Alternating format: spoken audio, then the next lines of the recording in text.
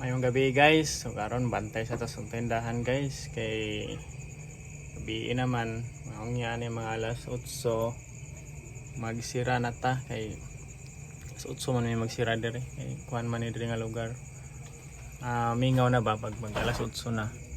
So mao na yung tindahan guys, na mga bugas tapos mga bahog sa manok kana dire nga side pod na koy mga kuan mga ilimnon tungnek, tanduay, mga sabon, sa yung kita diha, mga bawag sa manok, tapos akong diri likod, muna akong mga beer, o kanang soft drinks. So, muna siya akong kalingawan diri guys, minsan wala ako nakabalik og Japan or asa ko mag-apply sa laing nasod sa Australia or sa New Zealand, mao na akong target puhon pero kung asawa kay di pa man siya pusugot mo kuan ko managbaho kog balik sa kuan ibang bansa kay interest na pa daw may income makuhaan dire lang sa daw ko nya padayon lang daw gyapon ko vlog sa akong Facebook kay murag dako man akong income sa akong Facebook kaysa akong pag abroad noon sa akong Facebook sa una. So sa napa ko sa Japan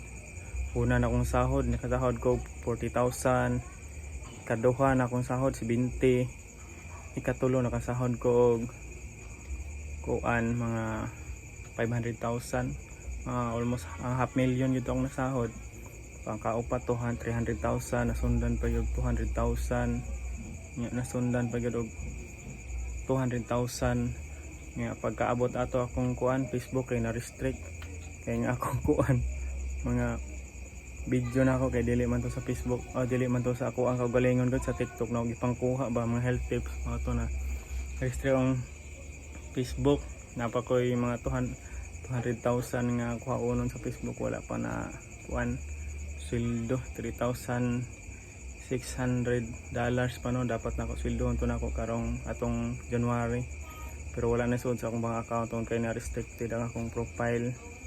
So paabot pa ko ano yung mga pila ka buwan or 2 adhere na ako tumakuha atong sweldo sa Facebook. So may interest na pa ko dire, nahinay raw kuan vlog nya na pa akong page pod kay bago pa po na monetize, so gamay pa siya income no, maglisod pa kog kuan $100 ang buwan. Pero nasugda naman ako ni pag vlogging yung nga diri na mi ko ni kuan sa pag vlog. So mao to guys, kung